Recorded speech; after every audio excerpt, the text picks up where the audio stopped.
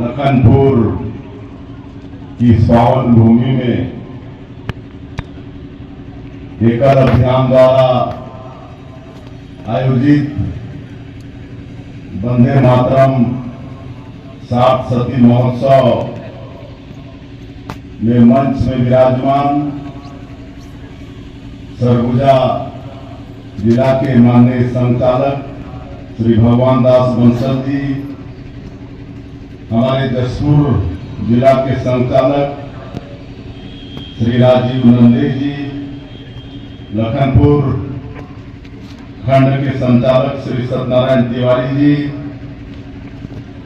मंच के नीचे बैठे हमारे छत्तीसगढ़ सरकार के मंत्री श्री रामविचार नेताम जी, श्री राजेश अग्रवाल जी विधायक, श्री प्रबोध मीन जी विधायक, श्री राम कुमार टोपो जी विधायक, भरत सिंह सिसोदिया जी जिलाध्यक्ष और आज के इस महोत्सव में उपस्थित एकल अभियान परिवार के सभी पदाधिकारीगण, एकल अभियान की हमारी बहनें भाइयों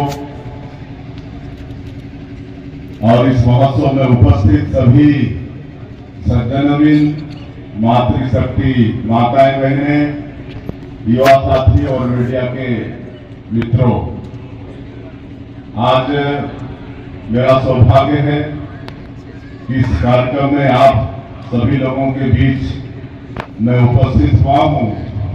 मैं सबसे पहले आप सभी लोगों का हृदय से स्वागत करता हूं, अभिनंदन करता हूं।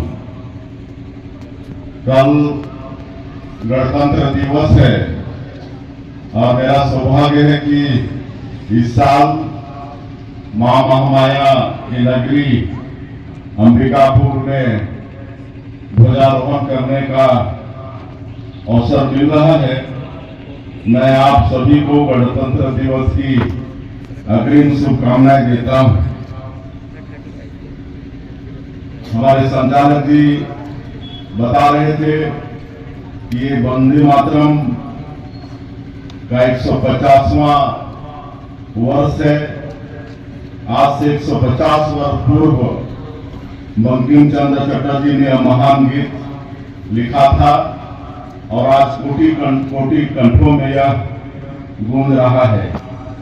जब भी हम राष्ट्रगीत वंदे मातरम सुनते हैं तो हम सब भाव विभोर हो जाते हैं।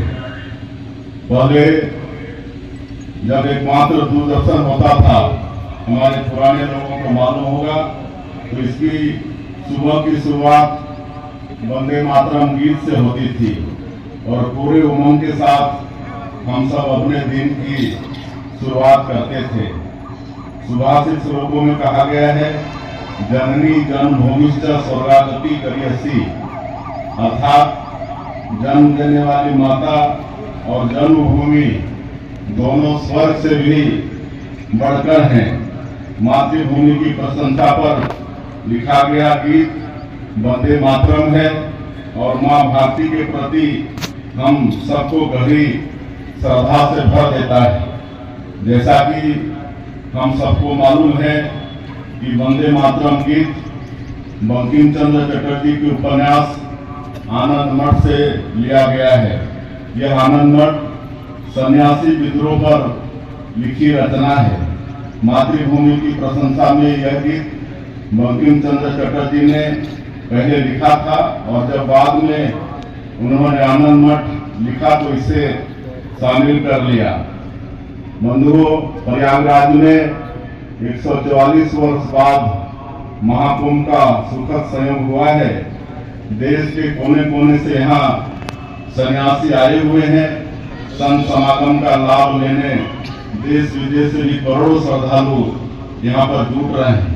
हम सब भारत की संन्यास परंपरा से जुड़े इन सभी साधु संतों का अभिनंदन करते हैं। सन्यासियों ने मां भारती के लिए अपना खून भी बहाया है। भारत में अंग्रेजों के विरुद्ध सबसे पहला विद्रोह सन्यासियों ने प्रारंभ किया था। अंग्रेजों के खिलाफ जब सन्यासियों ने लड़ाई की तो उन्होंने वंदे मातरम का उद्घोष किया और अपना बलिदान दिया। ये आदि शंकराचार्य जी की सोच थी। उन्होंने भारत की सांस्कृतिक एकता को मजबूत करने के लिए सबसे बड़ा काम किया। उन्होंने देश के हर कोने में मठ की स्थापना की। उन्होंने सनातन परंपरा के प्रचार प्रसार करने के लिए सन्यासी तैयार किए और धर्म पर संकट आने पर रक्षा करने के लिए भी सन्यासी तैयार किए। शस्त्र और शास्त्र की सद्भुत समन्वय से उन्होंने सनातन परंपरा को मजबूत बनाने अहम पहल की। आप सभी प्रयागराज में संत समागम देखने जरूर आए।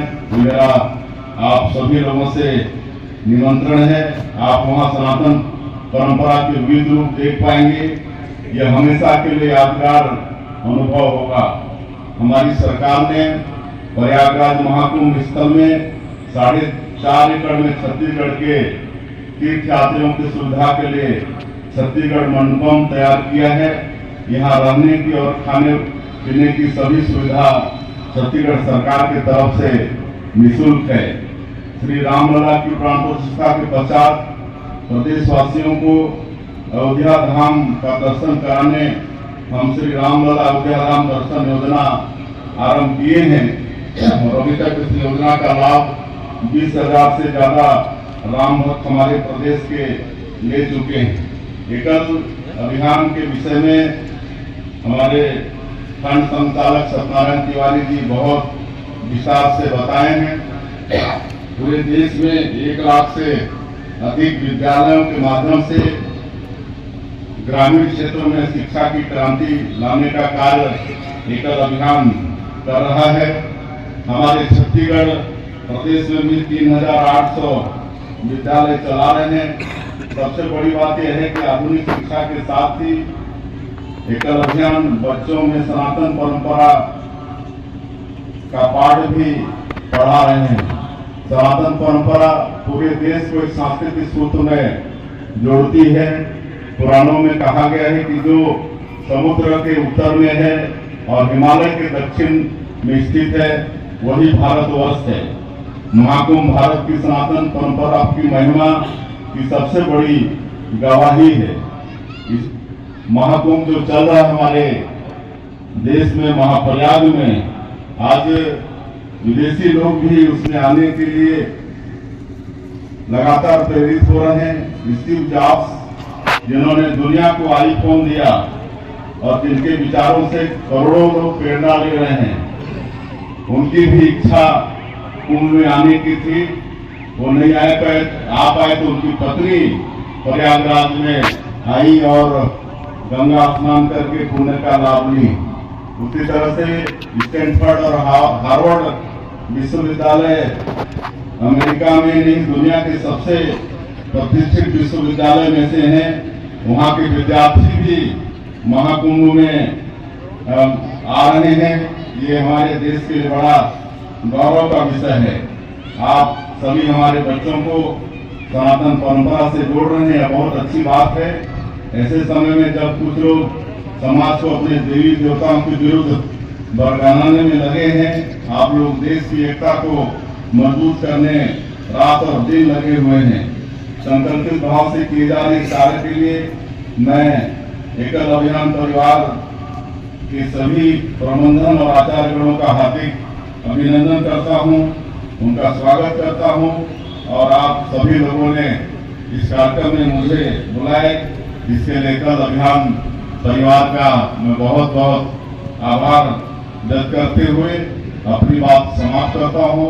जय हिंद, जय भारत, जय छत्तीसगढ़।